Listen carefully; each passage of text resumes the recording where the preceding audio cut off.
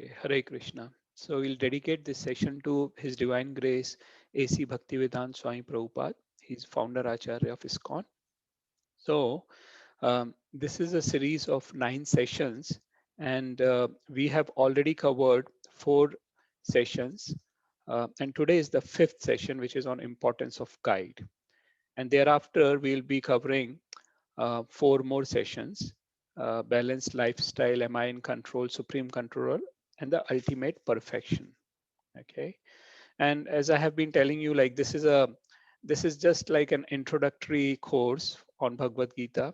And thereafter, we can also study Bhagavad Gita in more deep and in more detail, right? To unfold the, you know, depths. And as I told you, one of the previous sessions, then when you look at the ocean superficially, you will just see, you know, some waves. But if you go deep into the ocean, you will then get the treasure, the real treasure, right? Which is pearls. So similarly, superficially, you will not be able to really, unfold the real bliss which is hidden in Bhagavad Gita. And if we really want to have that bliss, to realize, to live with that bliss, we'll have to go deep into Bhagavad Gita, right? So this is today's session, importance of guide. And here is the agenda. So we'll start by, do I need a guide? Our attitude, am I ready to accept help from someone? A different kind of guides, characteristic of real guru, Vaishnav Sampradayas, and a little introduction on Srila Prabhupada, who is the founder Acharya of ISKCON and one of the gurus in 4 Vaishnav Sampradayas, right? And then we'll end, as always, with practical tips of the day. So, do I need a guide? Okay. Now, we have already covered 4 sessions of this course, and we have already acquired a good amount of knowledge in these sessions, right? Now, having acquired that knowledge and trying to live by this, you know, there should be some transformation of heart, right? And what do you expect from that transformation? What do you expect from a person who is living by this knowledge, who has this knowledge and also trying to live by this knowledge, right? So what should be, or what would be the ideal characteristic of that person who is in knowledge? What do you think? Like, if you want, you can unmute yourself and let me know, what do you think would be the ideal characteristic of that person?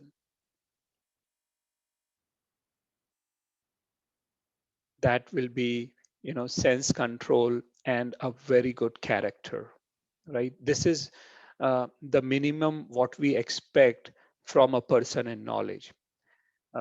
He will be uh, very good in character, and he will have total control on his senses, even if not fully, but at least the person would be putting um, fair amount of effort in that direction, right? And we see what one of the greatest pundits or personality from our Vedic, time says about it. This is, a verse which was spoken by Chanakya Pandit, right? And what does he say about a person who is in knowledge? He says, "Matravat paradyareshu paradravyeshu lostrovat atmavat sarvabhuteshu ya pashyati sa pandita."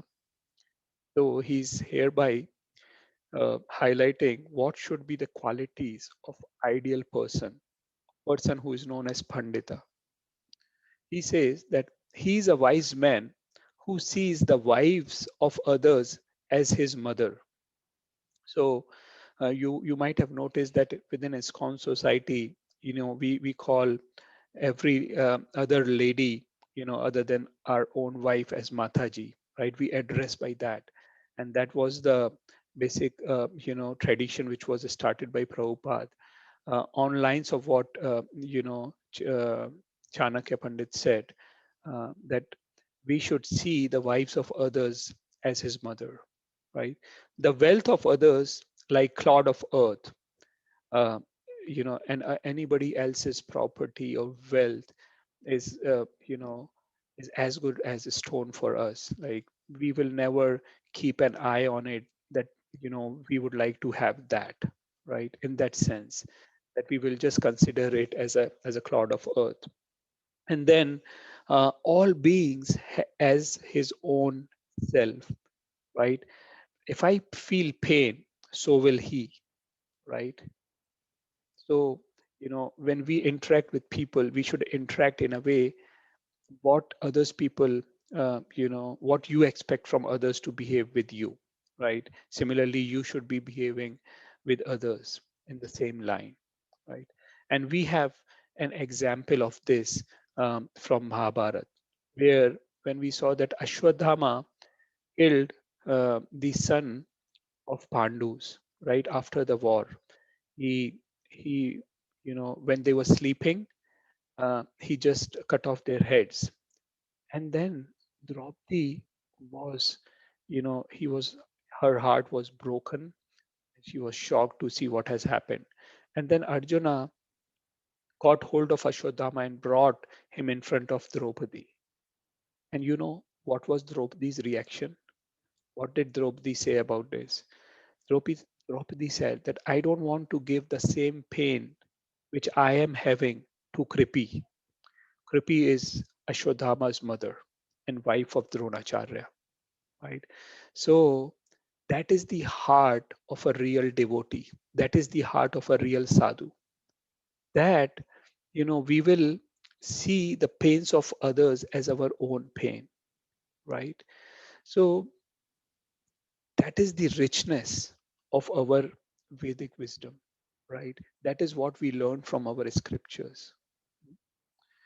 And similarly, there is a shloka, there is a verse about this in Bhagavad Gita, whereby Krishna says, Vidya Vinaya Sampanne Brahmane Gavihastine Sunicheva Swapakecha Pandita Samadarshana.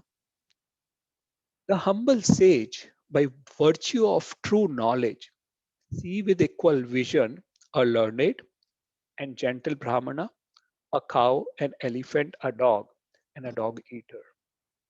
So here Krishna is saying that the person who is in knowledge will see everything with a equal vision, whether the other person is a gentle Brahmana or a dog eater, or whether it is any other animal. Why? And what is the basis of that person in knowledge to be seeing with that vision? Because he sees soul and super soul in everyone, right? He sees with that vision. And if we see others with that vision, then our tendency to exploit other, right, to control others, will not be there, because we will see that that person is a soul, and he's also accompanied by super soul. So if we do something wrong, the Paramatma is seeing, right? So in that way, we will start treating others with respect, right? That is very important to understand and to practice. Okay. And now what happens is that if a person is in knowledge, the way, we see that Arjuna is in knowledge, but sometimes even a person in knowledge faces challenges, difficulties, problems in life.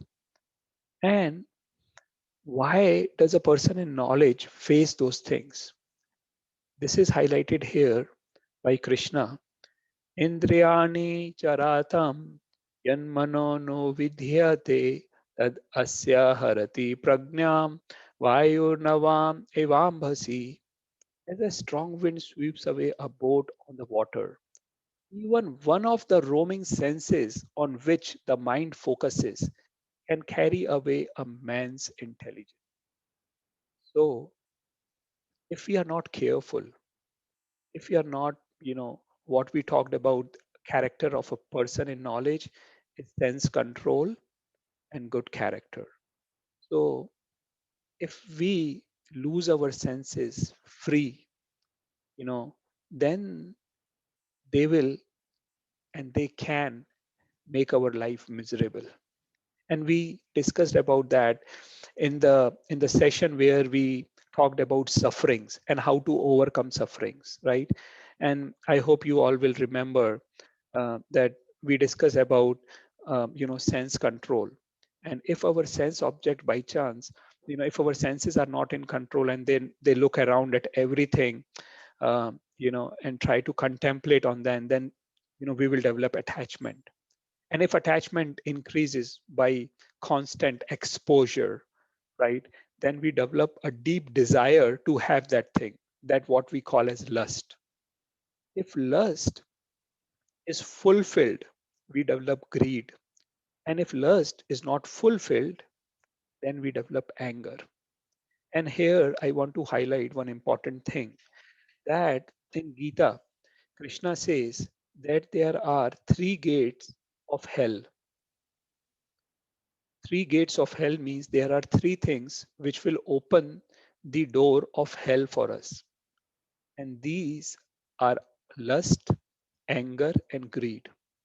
And if you see, anger and greed are coming out from lust. If lust is fulfilled, we develop greed to have more and more and more. And if lust is unfulfilled, then we get angry. So, lust, anger, and greed open the gates of hell for us. And lust is coming from our sense object left loose, right? So we should very well control these things, we should control the senses, right? And control the senses in a sense that, uh, you know, uh, these scriptures, what we are reading and listening today, Bhagavad Gita, right? Chanting the names of Hari, uh, trying to associate with devotees. These things are going to help control our mind. And if mind is in our control, then the senses will be in control, right? And then we can avoid these three things, which is lust, anger, and greed, right? And then finally, if all these things are let loose, then we will end up becoming insane and we will do wrong acts, right? So Krishna is saying, if even if a person is in knowledge, right, but he is letting his senses loose, then the person can end up in a problem. Now, if a person is in knowledge, right, how can he or she ends up in a problem? We just discussed. But can we avoid that situation? And how can we avoid that situation? Who can help us? So we see here this person is jumping from the mountain cliff, right? Now, you tell me that at what point of time can we avoid him from meeting the fate to end up being in water? Only when the person is here, right? We can help that person. That means we have to restrict the exposure to the sense object, right? Once you are exposed to sense objects, it is very difficult to control thereafter. That means to develop the lust, anger, and greed, right? Now, but in a situation when person has already been exposed, like if you see practically, we can avoid television, which I call terrible virus, more terrible, more dangerous than the COVID, right? Because in television, you end up paying money, you end up wasting your valuable time. But not only that, you are exposed to innumerable things which are going to take you to hell. Why? Because more than what you are seeing in television is advertisements. And advertisement is just telling you that, without this thing, your life is of no good. But if you get this thing, you will be very happy. So every other advertisement is telling you to buy this, get that, right? So what is happening? You are getting so much of exposure with television. If you go out of your house, right, you see around all these billboards, they're attracting your attention, right? You end up being in office, there is so much of deviation, right? So what happens is that it sometimes becomes really difficult even for person who knows the consequences. So in that case, we need an external help. We need someone who can help us, tell and remind us that this is wrong. This is how you can protect yourself. This is how, like a person who has already jumped, it is impossible for him or her to protect themselves, right? So that is very important to understand that even people, who are as great as Mahatma Gandhi, Mahatma Gandhi was informed by one of his friend that you better not go at that site when he was about to be killed, that it is very dangerous for you. But he didn't listen to the person he went, and then everyone knows the fate, right? And we have seen, like, Hitler, who was so called so intelligent, he knew that, when he lost the war against Russia in World War II, many people told him that it is very cold this time in winters, and you better don't go in Russia. Otherwise your army is not going to be able to withstand that cold, that winter. And he said, fine, fine, fine, I will not go in I will just fight on the border. But then Russians are also not fool.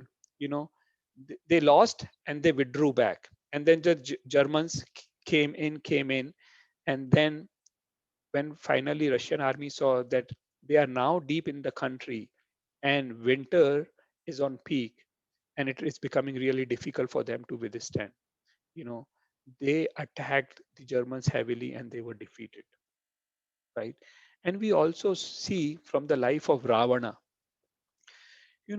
by how many people was he guided not to fight with Ram. Marichi told him, Vibhishan told him, and even Bali told him. He went to Patal Lok to take help of Bali Maharaj. And Bali Maharaj told, please don't try to fight with Ram. You are definitely going to lose this battle. And Ravan said, what are you talking? He's just a normal human being and he's with some monkeys and all. Bali understood that this fool is not going to understand. Then he showed him a hill of gold. And he said, Ravan, I think so you will need some help with wealth, with money. So better you take this gold with you, right? You have to fight a long battle. So you better take this. And you won't imagine that Ravan, who was so powerful, who was sort of called by his demonic friend as Trilokpati. hmm, He can go to, he conquered Indra. He could go to any of the lokas which are, on the lower planets or the upper planets. But this Raman was not able to, hardly able to lift that gold hill. And then Bali said, okay, you get back, and see it. What do you think? What is this? And then when Ravan, just stepped back and saw, he said, it looks like this is a this is in a shape of a earring, which is studded with diamonds. And Bali said, you rightly identified, because this is here earring of my great great grandfather Hiranyakashipu. And this earring fall when Hiranyakashipu was fighting with Vaman Dev, sorry, Varahadev, fighting with, Hiranyakashipu was fighting with Narsimha Dev. And you know the fate of Hiranyakashipu. He was killed by Narsimha Dev. So, if you are not able to lift this earring of Hiranyakashipu, who was killed by Vishnu, you fool, you think that you are going to defeat that same Vishnu who is there in form of Ram. Even then, that fool, Ravan didn't get the point. And we all know the destiny, right? So it is very important that not only, we seek external help, but also what attitude we should have. Are we ready to accept help from someone? What should be our attitude? you know because even if there are people, you know you are open to, but it also depends on what your attitude is. Are you actually listening to them, right? So what should be our attitude? Let's see with example of Arjuna. Now, who is Arjuna? He is fully in self control. He respects his elders, right? Seeing Dronacharya and Bhishma, he said, I don't want to fight. Then you know how Arjuna could meditate. He could shoot a target which was moving, seeing in the, you know, reflection of that fish in the water. He was such a, he could meditate so nicely. He could go to heaven in the same body. So he was knowledgeable, well cultured, and expert. And what did he, how did he surrender to Krishna is reflected in this verse. कार्पण्य दोषोपहता स्वभाव पृश्यामि त्वां धर्म सम्मूढचेता यश्रेष्यान्निश्चितं ब्रूहि तन्मे शिष्यस्तेहं साधि मां त्वं प्रपन्नम. This verse is spoken by Arjuna. When Arjuna was in depression, he was finding no means how he can overcome his problem. Then in that mood, he surrendered to Krishna. Krishna and Arjuna were always friends, they were relatives. But now Arjun is surrendering to Krishna as a disciple, because talks between friends are, cannot be very serious, you know, which have lot of weightage. They may be thought of as frivolous, right? That is why Arjuna said that now I want to surrender unto you. What he says is, now I am confused about my duty and have lost all composure. So he agreed that he was confused. He agreed that he has lost all composure because of miserly weakness, right? And in this condition, I'm asking you to tell me for certain what is best for me. He realized, he understood his position, right? So, and then now I am your disciple and a soul surrender unto you. Please instruct me, right? So we see that, Arjun, in that he was such a knowledgeable person who could meditate on things. He was a Kshatriya. His mood of surrender is this. He knows what his imperfections are. He knows how Krishna can help him. And through this Bhagavad Gita, Arjun is not only seeking Krishna's help for himself, but for all of us, right? Because sometimes we have that false notion that I am perfect and I will be always right. And these people cannot help me, right? Some people, they can break down, but they will never take help. So that is what we learn from Arjun. We are not as famous, not as powerful, not in sense control, not in good character as Arjun was, right? Arjun was offered, by Urvashi, such a beautiful girl, but then he rejected it, right?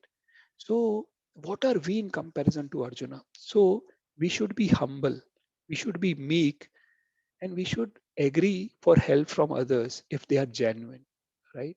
So, Arjuna allowed Krishna to help, right?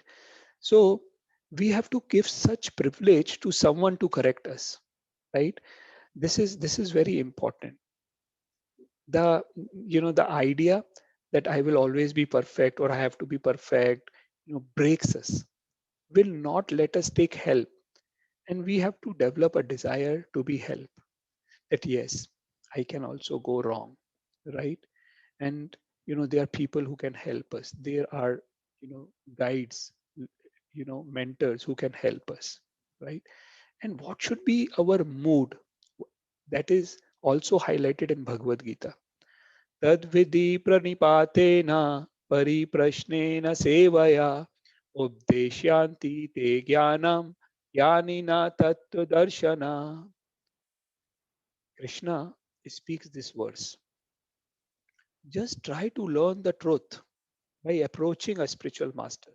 So sometimes, we have seen people say, "What is the need of Guru? I know everything. What is, I will just read Bhagavad Gita, which is available," right? Now, you tell me, can you become a doctor or engineer by reading medical or engineering books, which are also available in the market or in the library? Can you become, right? We cannot become until we join a university, until we are guided by teachers, by authorized teachers, right? And that is why Krishna is saying and highlighting the importance of a spiritual master. And he is not theoretically highlighting it. He himself demonstrated this fact in his own life by accepting Sandeepni Muni as his spiritual master, right? So it is very important that we understand the importance of Guru, right? And then how should we approach the Guru? Inquire from him submissively and render service unto him. The self realized souls can impart knowledge unto you because they have seen the truth. So when we approach the Guru, we have to be submissive, we have to be humble, and we should render some service unto him, right? Service in a sense, the what could be the best service to a Guru? Because a genuine Guru doesn't expect anything material from anyone. What they expect is that the disciple should just obey their orders, right? We should try to obey the instructions of our spiritual master. That is what is known as rendering service, right? And because that person, your spiritual master, is a self realized soul, they can really impart knowledge because they have seen the truth. They, they know what is there in Krishna's heart, right? And they can help us. And now we can see why is spiritual master so important with an analogy, and a story of six blind men and the elephant. You might have heard it, but you know this in this perspective will help you understand it. So there were six blind boys, and who were studying under one person, and that person said, "Why don't you go to this place and try to find out what this is?" You know, he sent them to a elephant, right? A model of the elephant, and told them to let me know what do you think is this, right? And each of them touch different parts of this elephant, the the tusk, the teeth, the ears, leg, tail, the body, right? And then what they said was, "Oh, it's a spear, a snake, tree, a wall, a rope, or a fan." When they were touching, because they were blind, they thought it was this, it was this. Now, what does this mean? Because they are blind, they were not able to see the elephant, right? Even though elephant is there in front of them, right? So they need someone to help them to tell what actually this is, right? And this is how our limited knowledge leads us to believe it to be the whole truth. See, can we see COVID-19 with our these eyes, right? Sometimes people say seeing is believing, right? But that is not the fact. Sometimes people say, you show me God and then I will believe. Now, my dear friend, Duryodhana saw Krishna so many times. If seeing was believing, Duryodhana could have easily understood that Krishna is supreme personality of Godhead, right?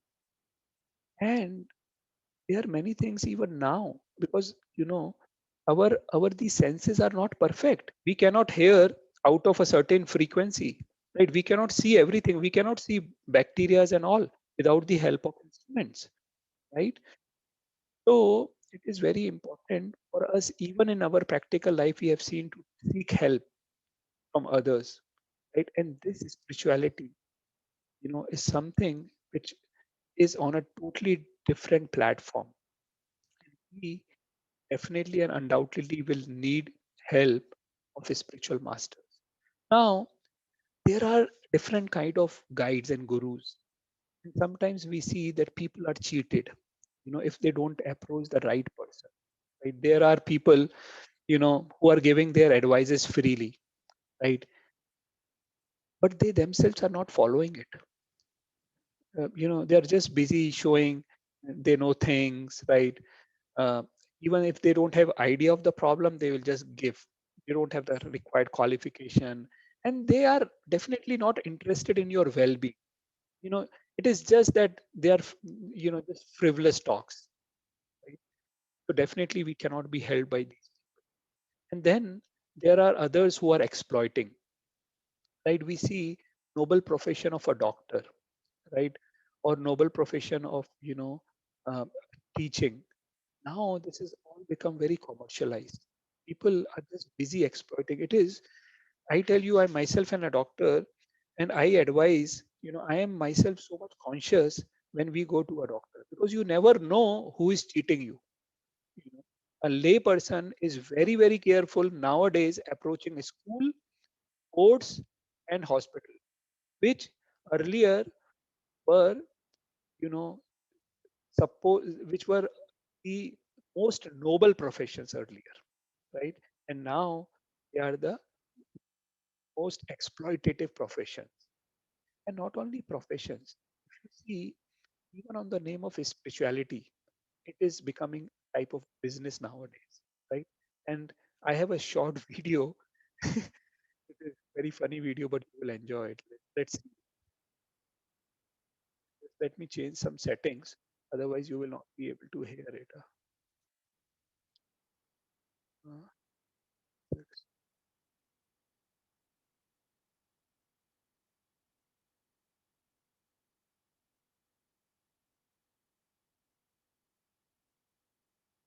okay, the setting is correct. Yeah, fine. Let me start this.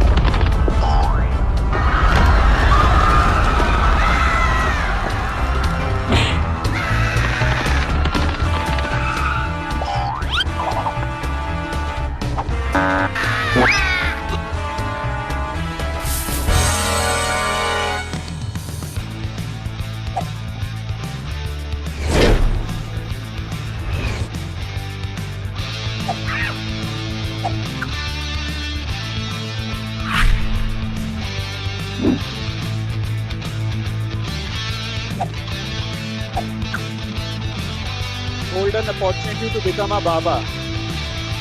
Institute of Baba Management.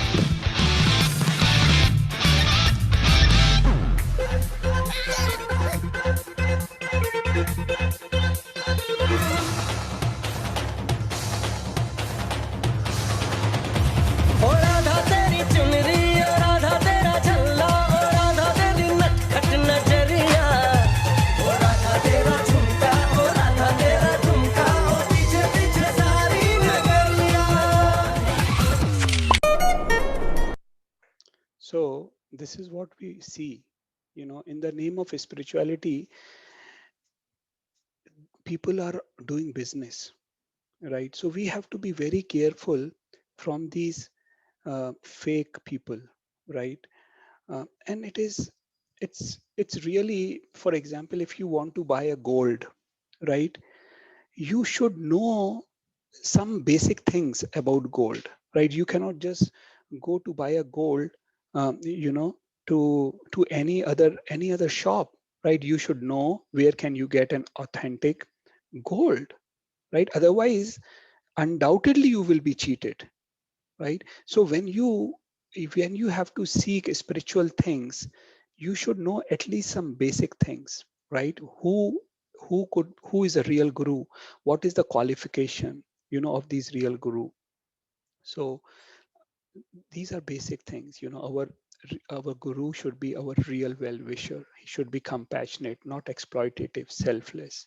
you know these are some of the qualifications which are also mentioned in our Vedas, right? Titikshva karunika suhृदय sarvadehina ajat shatruha shanta sadbhava sadhu bhushana. The symptom of a sadhu are that he is tolerant, merciful, and friendly to all living entities. He has no enemies. He is peaceful. He avoids by the scriptures, and all his characteristics are sublime. And what I'm sharing is just a glimpse, right? There, there is a lot more. Like, for example, when we have to get our kids enrolled in a school, right? We know that there are different type of boards like CBSE board, ICSE board, Cambridge board, state boards, right? There are different boards, and all of them are authorized. They are recognized.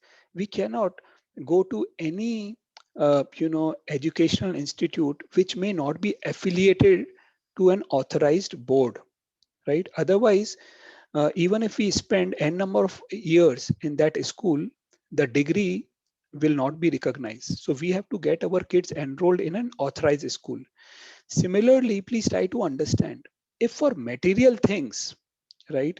If for material things, there is such a well structured process, would it not be there for spiritual things?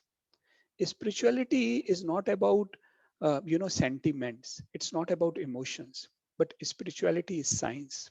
And I tell you frankly that i i I joined this whole practice of spirituality when I was a medical student, right?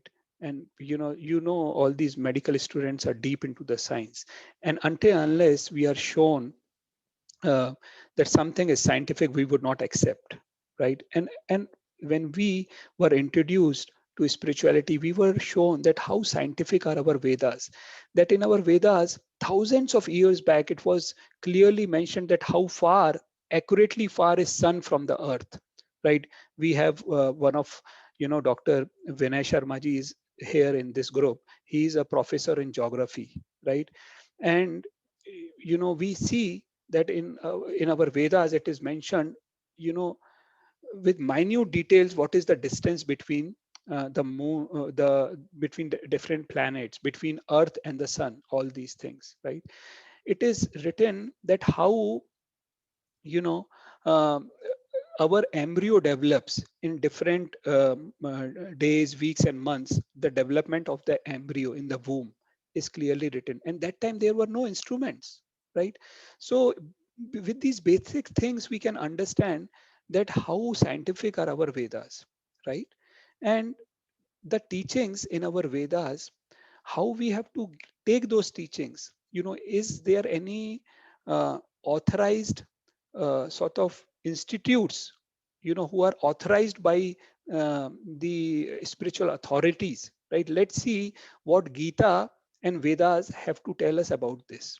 Okay, this is a verse from Bhagavad Gita, 4th chapter, 2nd shlok, and this is sung by Krishna. एवं परंपरा प्राप्तम इमं राजर्षयो विदु साकालेन महता योगेनस्त परंतपा. Here Krishna says, this supreme science, see, He is not saying this emotion, this sentiment, this ritual. No, he's saying this supreme science. This supreme science was thus received through the chain of disciplic succession. And the saintly kings understood it in that way.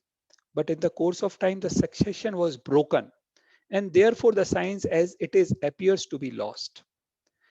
So here, Krishna, first thing is it is a supreme science. And here again, he is highlighting the importance of disciplic succession. And in the subsequent shlok, Krishna says that Arjun, that is why now I am again sharing this knowledge with you, right? So that is the importance of a disciplic succession. That is the importance of what we saw in the earlier verse, importance of seeking a spiritual master, and the importance of a disciplic succession, that is known as sampradaya, right? So the disciplic succession in Sanskrit is known as sampradaya, right? There are four authorized disciplic succession through which we can take knowledge. And these four sampradayas are highlighted in Padma Puran. Sampradaya vihina ye mantraste nishvala mata atha kalo bhavishyanti chatvara sampradahina Shri Brahma Rudra Sanaka Vaishnava Shitpa Vana Chatvaraste Kalau Bhavya Yutkale Purushottamat Ramanujacharyam Shri Suchakre Madhvacharyam Chaturmukha Shri Vishnu Swaminam Rudro Nimbadityam Chatushana.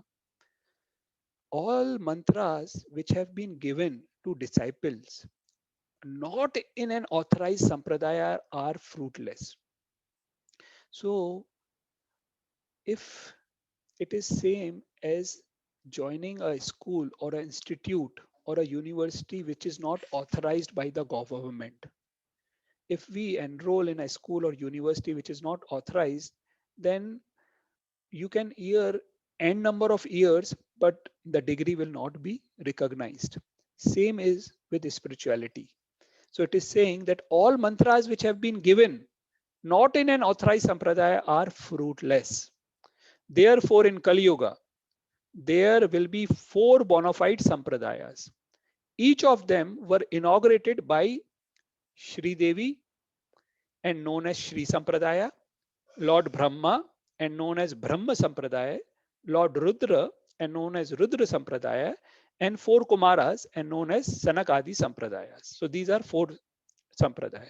Sri Devi made Ramanujacharya the head of that lineage. So too Lord Brahma appointed Madhvacharya, Rudra appointed Vishnu Swami, and four Kumaras chose Nimbaditya.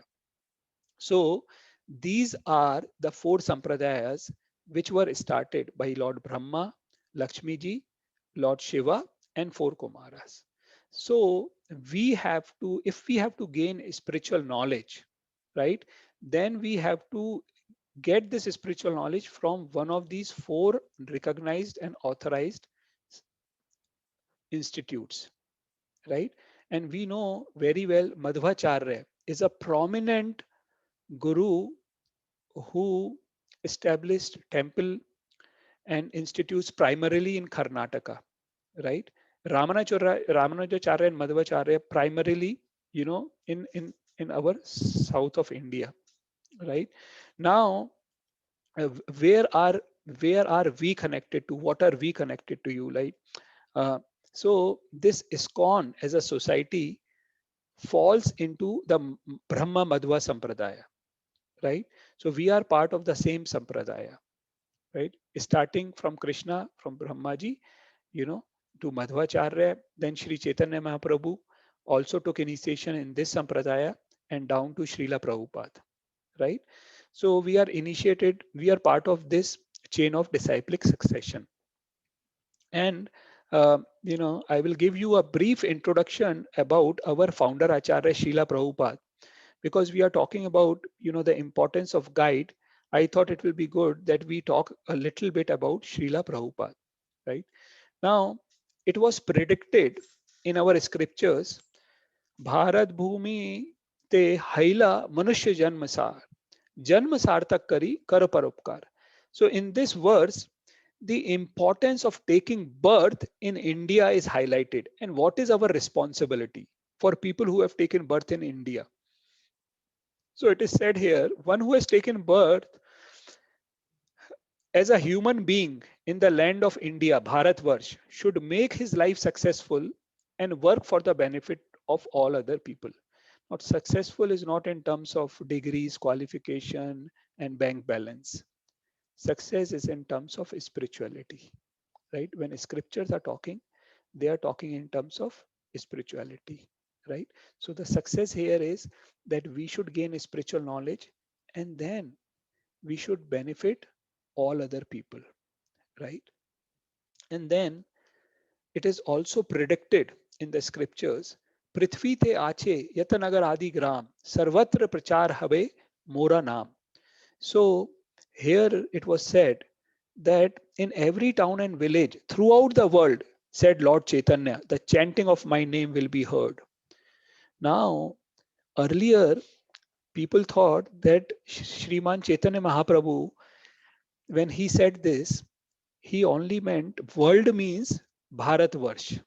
Bharatvarsh means what current day India is, right?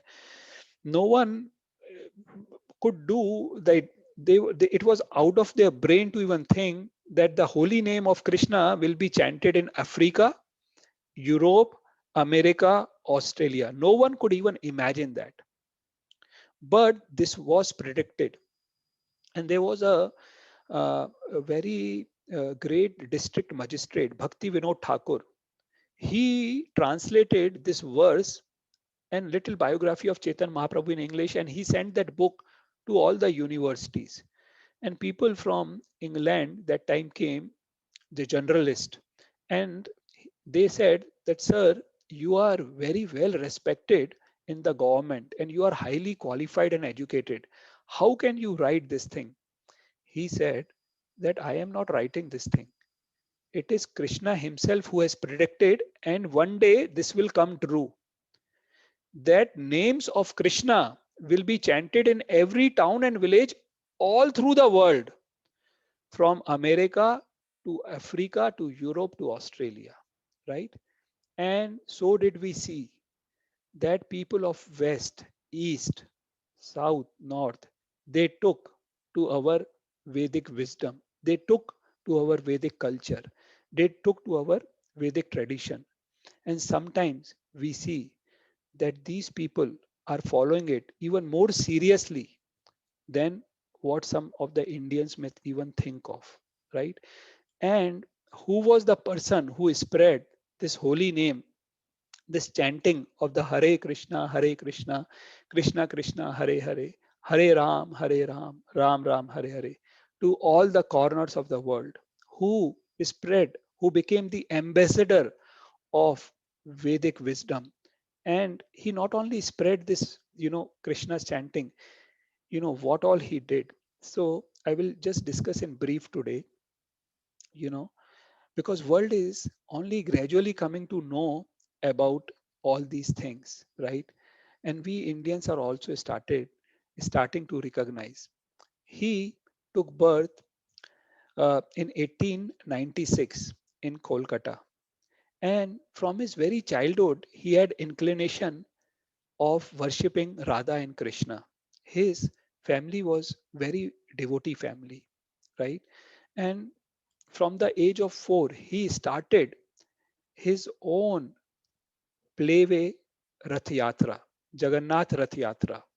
And it was not a 1 hour thing. He used to conduct that Rath Yatra the way it is conducted in Jagannath Puri, for whole 9 days. And, the parents, uncles, and all used to prepare sweets and festivities around it, right? He also then entered in a school, right? And he in 1920 he joined a university. This was a college, Scottish Church College, which was one of the very good colleges of that time in Kolkata, right? And in the same time when he was in college, he was exposed to Mahatma Gandhi's movement of non-cooperation. And having been sufficiently influenced by Mahatma Gandhi, he quit the college and he didn't take the degree also, because at that time, through the non-cooperation movement, we Indians were rejecting everything which was westernized, right? So did Prabhupada also did. Then in 1992, through one of his friend, he happened to meet his spiritual master. He was not willing to go to meet any sadhu, because sometime he had developed that mindset that I will not get a genuine sadhu. He would respect his father a lot, because he always saw that his father was really very very spiritual, and his father has brought him up in a way that Prabhupada used to say, I don't remember a moment from my life in which I was not Krishna conscious, right? So in 1922, he met his spiritual master, who is Bhakti Siddhant Saraswati Thakur. He was a Nastic Brahmachari, and at that time he was a sannyasi. So in his first meeting with his spiritual master, the spiritual master told him, without even knowing anything, he just told, you can speak very good English, and I want you to spread our Vedic wisdom throughout the whole world. That was in the very first meeting that his spiritual master gave this instruction to him, even without knowing background of Prabhupada, right? But at that time, he was a family man. He had his pharmacy business, right? So but he took that instruction very seriously, and he started preparing for it. In 19 in 1933, he took initiation uh, from his spiritual master, which is Bhakti Siddhant Saraswati Thakur, right? 3 years later, his spiritual master passed away. But before passing away, his spiritual master again gave him instruction that I want you to spread this Vedic wisdom throughout the whole world, right? He took these instructions very seriously, right? Then he started writing profusely. In 1944, single handedly, he started a fortnightly magazine. He used to write, edit, publish, and distribute on his own, right? Uh, and thereafter, in 1950, he he left his family life and made Vrindavan as his place of residence. You know, this is in Vrindavan, he would stay in Radha Damodar temple, where he would be engaged in deep studies and writing. And it is it is at Radha Damodar temple in Vrindavan that he started working on his life's masterpiece, which is translation and commentary of Srimad Bhagavatam. Then in September 1959, he took the renounced order of life, which is sannyas. And then again, he started deeply contemplating on how I can fulfill the mission of my spiritual master. He started writing commentary on Srimad Bhagavatam. Then in 1964, he completed three volumes of first canto of Srimad Bhagavatam, which he presented to then Prime Minister Lal Bahadur Shastri, who lauded his efforts, and he ordered that all these copies, should be kept in different libraries of Indian university, right? So he was very well recognized by people around him, and also, you know, people from different parts of life. But his mission was to take this Vedic wisdom to the West, to spread it all over the world, right? So in 1965, he boarded a merchant ship for America. And on this voyage, you know, he celebrated Janmashtami, and he gave class and fed prasadam to all the crew members. And also, he had two heart attacks in this voyage. And he knew that if one more heart attack will come, then he may not survive. But finally, by Krishna's will, he survived, and he reached the Boston Harbor in September 1965. And after arriving, he didn't know anyone there, and he didn't have money. He had just 40 rupees, right? And that's all. But he had faith on the holy names of Krishna.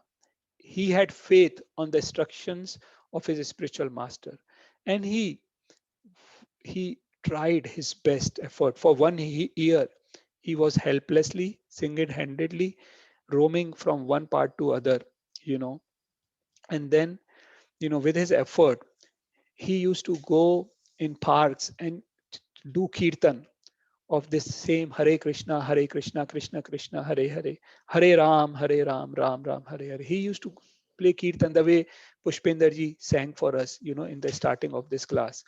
And then gradually, people started getting attracted, you know, uh, to, Prabhupada's kirtan, and then in next 12 years, he would travel the globe 14 times, the entire globe, from the age of 70 to 82, right? He introduced India to the whole world. He established beautiful temples and deities all around the world. He established different gurukuls, right? And um, people sometimes, in the Western world ask that why have you come here, right? Um, Prabhupada used to tell them that when you came to India, you took everything from us. It was in England. You took all the wealth from us, but you forgot to take the most valuable thing, which is Vedic wisdom. So I have come here to give you that, right? So he opened not only temples, but also Gurukul, right? And then people dedicated their lives in spreading this knowledge to others. He also arranged different sanskaras, marriage, initiation. He was a compassion personified. An old man from Vrindavan who traveled to the West to convert hippies to happies. You know, People used to cry looking at the condition of the world around, you know, why these people are going to hell, right? But Srila Prabhupada took all this responsibility on his shoulders, right? And you will see, you would now know ISKCON very well, but at that time, you know, I would request you to just imagine that when you are working in a corporate world, right? Just and imagine that you are going maybe to Japan, to China, to America, to Europe, and you are sitting with your friends. Would you, or you are around in the street, will you do kirtan there? Will you like to preach the Vedic wisdom to anyone? And this old fellow, Prabhupada, did what people could not even imagine. And he used to write profusely, because his in parallel to this, his instruction, his spiritual master told him that in order for you to spread, you will also have to write, right? So he used to sleep maximum 2 to 3 hours every day. He used to sleep at 10 p.m. and will get up at 12 midnight or 1 a.m. And then he will write the whole night. Morning, he will give instructions to his disciple. He will manage the society, instruction on printing books, how to publish them, and all these things. He will travel endlessly, at that age. We sometimes travel, and when we come back there will be jet lag, this lag. But here is this person who didn't care for anything, right? And he published so many books, almost 80 different volumes of literature. And as of today, uh, you know ISKCON as a society has distributed 50 crores copy of these Vedic literatures around the world. And Srila Prabhupada, even on the deathbed, he was translating Bhagavatam, even on his deathbed. This is a photograph when he's about to leave his body and he was still translating, right?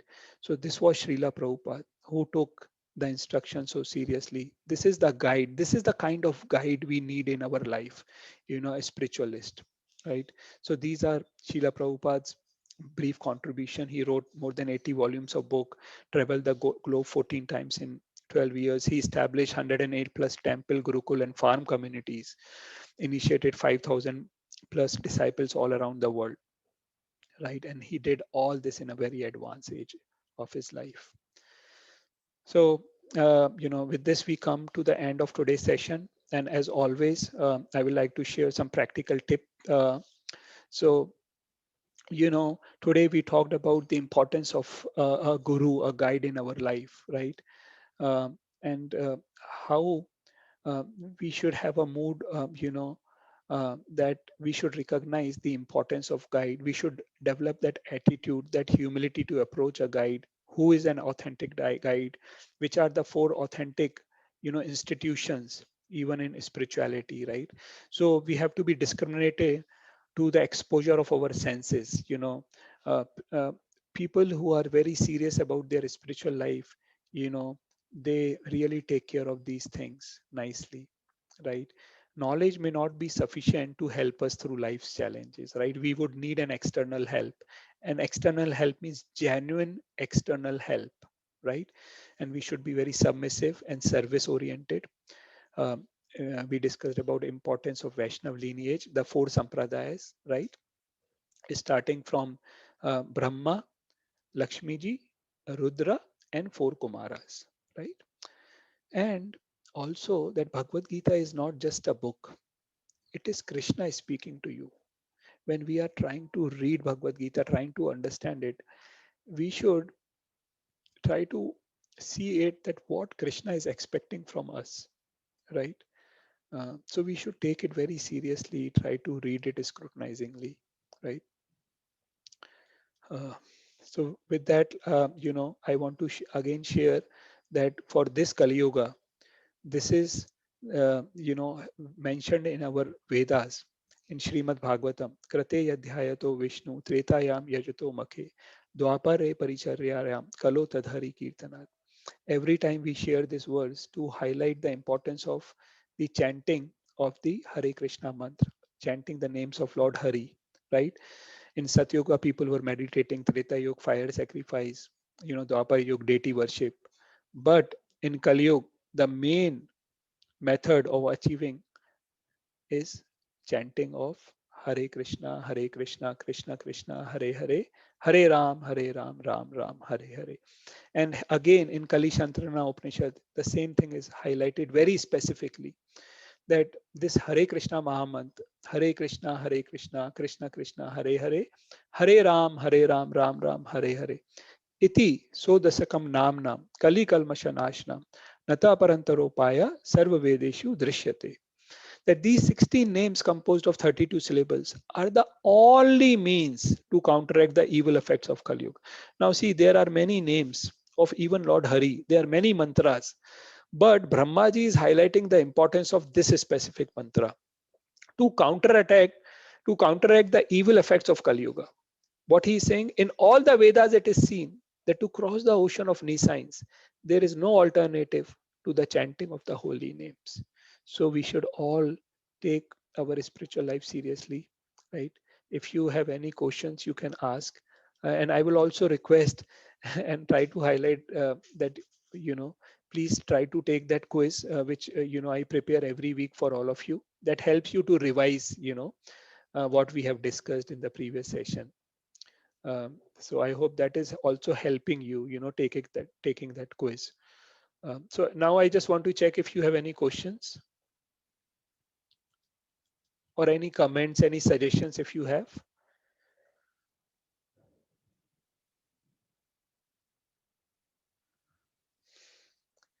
Okay, so I take that silence as no. So I want to thank all of you for attending this session and wish you all the best for your spiritual lives. Ishwar, do you have anything to share? No, Sumit, thank you very much. It's a great session and very helpful. Thank you very much. It's very practical tips are very helpful. Thank you very much. Thanks, Ishwar. Thank you very much. Thanks all of you. Hare Krishna. Hare Krishna. Thank you.